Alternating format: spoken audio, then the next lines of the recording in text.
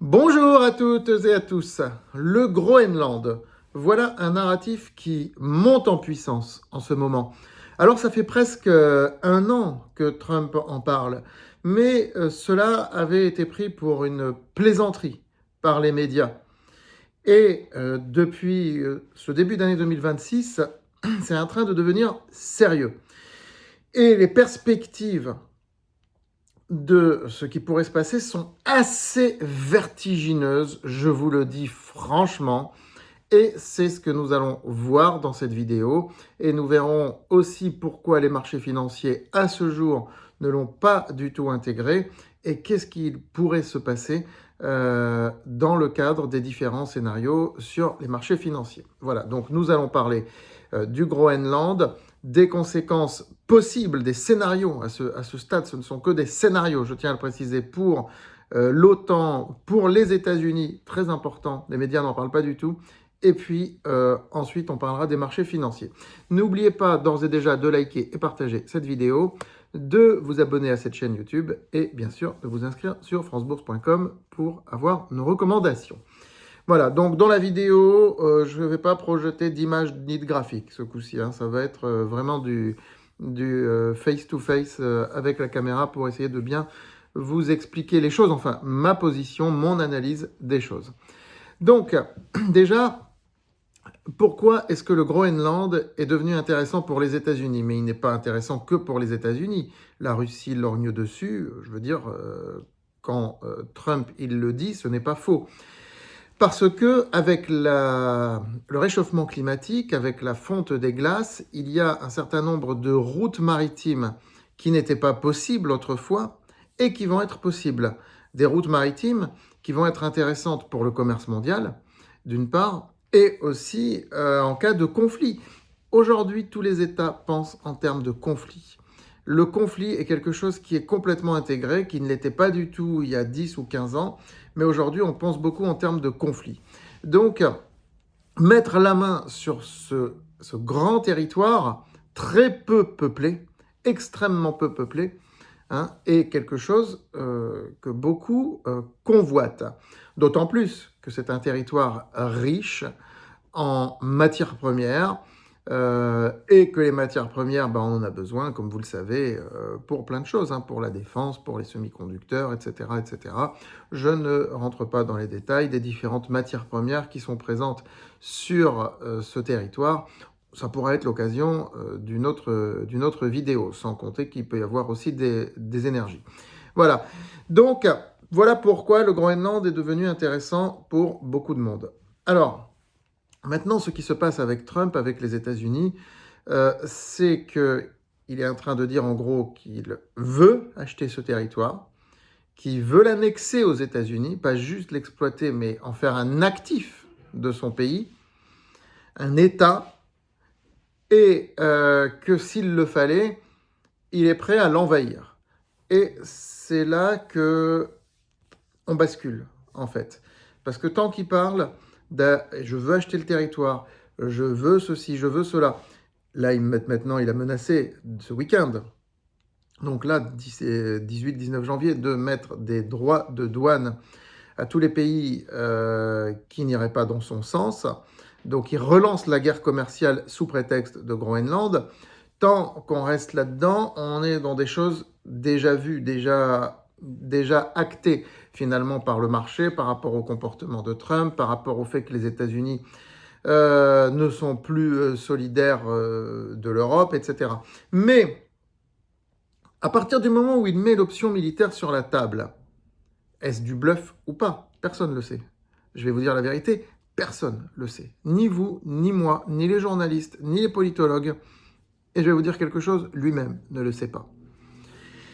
Donc, à partir du moment où il la met sur la table, là, ça change la nature des choses. Rien que le fait de la mettre sur la table. Les États-Unis sont un membre de l'OTAN. Le fait de dire, on va prendre ce territoire à un autre membre de l'OTAN, qui est le Danemark, par la force, s'il le faut, il est clair et net que ça ferait imploser l'OTAN.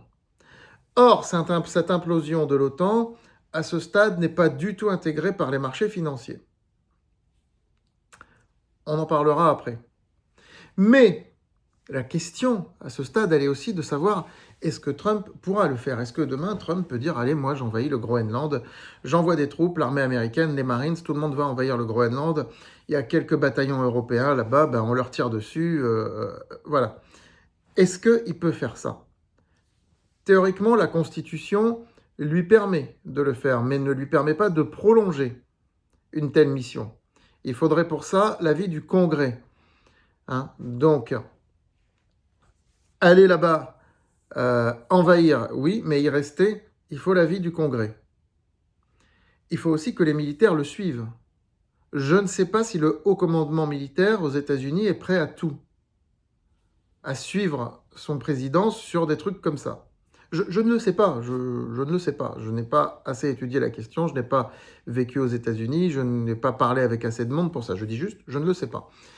Donc, si jamais il décide de faire ça, et que derrière le Congrès ne suit pas, et qu'il veut passer outre le Congrès, et s'octroyer des pouvoirs que la Constitution ne lui donne pas, et si en plus les militaires ne le suivent pas, ou rechignent, ou sont divisés, les États-Unis pourraient rentrer, peut-être pas dans une guerre civile, mais en tout cas dans un déchirement complet du pays, comme on ne l'a jamais vu depuis la guerre de sécession. D'autant plus qu'actuellement, les médias le passent sous silence, il se passe beaucoup de choses aux États-Unis.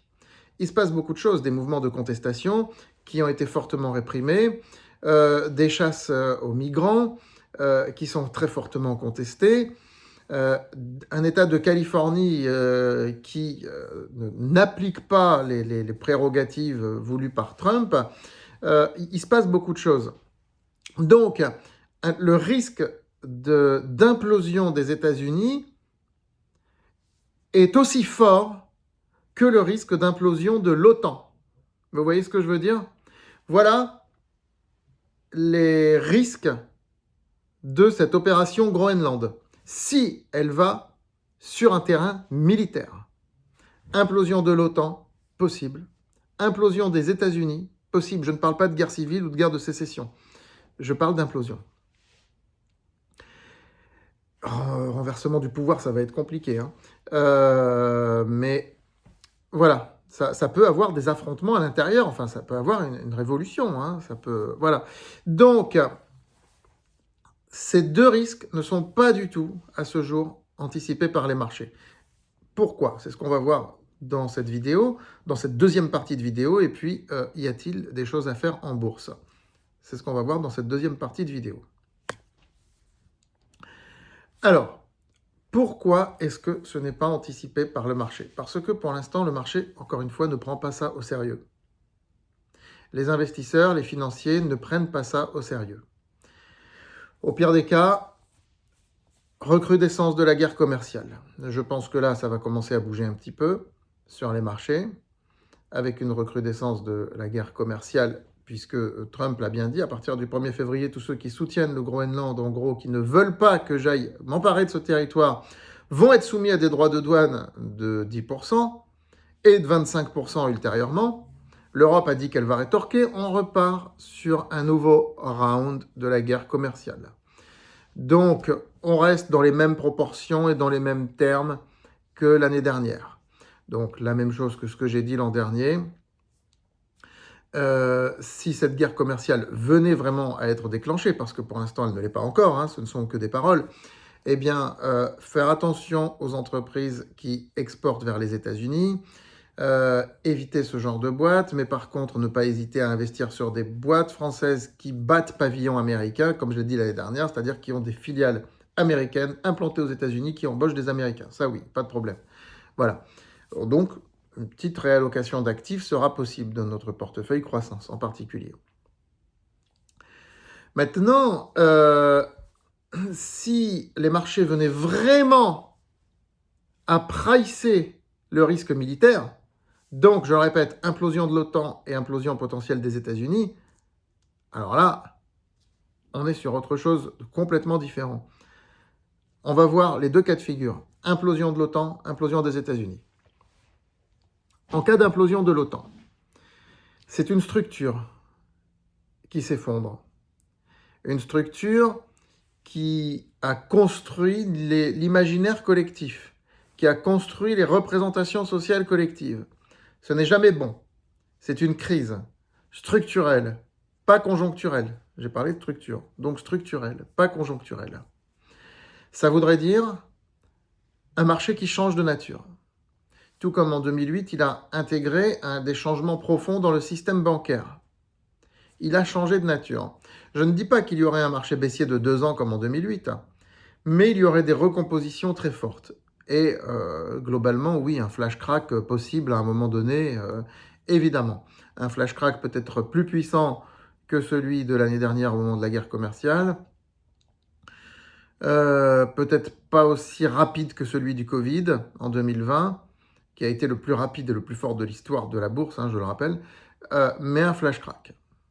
Voilà, un flash crack peut-être qui durerait un peu plus longtemps, mais pas un marché baissier de 2 ans comme en 2008. Mais non, parce qu'il y aurait des valeurs qui monteraient fortement. Et puis il y aurait une hausse très forte de l'or et l'argent. Ça continuerait sur les métaux précieux. Et d'autres matières premières, d'ailleurs. On en reparlera. Si les États-Unis venaient à imploser, à cause des raisons que je vous ai citées dans la première partie de cette vidéo, alors là, c'est autre chose. Alors là, c'est complètement autre chose. Et là, ça peut être un effondrement du dollar. Donc, une hausse très forte de l'euro. Donc là, fuir complètement les boîtes exportatrices. Qui vendraient beaucoup plus cher, qui devraient vendre beaucoup plus cher leurs produits, qui n'y arriveraient pas, qui trouveraient plus de débouchés, etc., etc. Peut-être même fuir même les sociétés françaises qui battent pavillon américain et se concentrer vraiment sur des sociétés européennes avec un marché en Europe, voire en Asie. Parce que du coup, aujourd'hui, on est dans un monde de multipolaire, pas bipolaire ou tripolaire, mais un monde multipolaire où des alliances de circonstances sont possibles. Donc si ça se passe comme ça, l'Europe va incontestablement, je vous le dis d'ores et déjà, se rapprocher de la Chine. Pas de la Russie, mais de la Chine, qui elle-même pourtant est proche de la Russie. Donc vous voyez, c'est un monde très complexe qui se recompose là. Et on avisera, bien sûr on avisera, mais il faudra faire des mouvements sur les portefeuilles, c'est clair et net. Maintenant, ce que je voudrais dire pour conclure, c'est important, c'est que ce monde qui est en train de se recomposer, qui n'est pas un monde bipolaire, on voit bien, les États-Unis ne viennent pas au secours de l'Europe. Je veux dire, on imaginait une guerre mondiale il y a encore 1 ou 2 ans avec États-Unis plus Europe versus Chine plus Russie. Elle ne va pas se réaliser cette guerre. Les États-Unis sont de leur côté, l'Europe est de son côté, la Russie est de son côté, la Chine est de son côté, et il y a plein d'autres puissances qui font des alliances de circonstances. Je pense à l'Iran, je pense à la Turquie, je pense au Brésil, qui sont des puissances militaires fortes, qui font des alliances de circonstances ou pas, l'Arabie Saoudite, bon, qui reste alliée des États-Unis, quelques alliés indéfectibles des États-Unis dans la région, Israël, l'Arabie Saoudite, voilà, mais tout ça se recompose très vite en fait, et ça voudrait dire pas de guerre mondiale. Des guerres, oui, on va vers un monde de guerre, c'est évident, c'est pour ça que les marchés investissent beaucoup sur l'armement en ce moment, que les valeurs liées à l'armement restent très pricées. Je vous rappelle qu'on a fait de très belles plus-values sur les valeurs liées à l'armement en 2025. Il va peut-être falloir qu'on s'y remette parce qu'on les a presque toutes vendues. On n'a juste plus qu'une small cap qui est liée à l'armement dans le portefeuille croissance. Il va peut-être falloir qu'on revienne différemment sur ces valeurs-là. À voir. Mais pas une guerre mondiale puisqu'il n'y a pas de blocs qui vont s'affronter. Je veux dire, ça ne va pas commencer à tirer dans tous les sens à travers les continents. D'autant plus qu'il y a des puissances nucléaires ou des puissances militaires fortes un peu partout, disséminées dans le monde. Donc il y a une dizaine de pays qui ont l'arme nucléaire, comme vous le savez, qui sont parfois seuls, font des alliances de circonstances, la Corée du Nord par exemple, alliance de circonstances avec la Chine, mais bon, je ne pense pas que Kim Jong-un et Xi Jinping s'adorent autant que ça. Je n'en suis pas sûr du tout. Donc voilà, des alliances un petit peu de circonstances et des puissances qui sont très dirigées par des hommes en ce moment.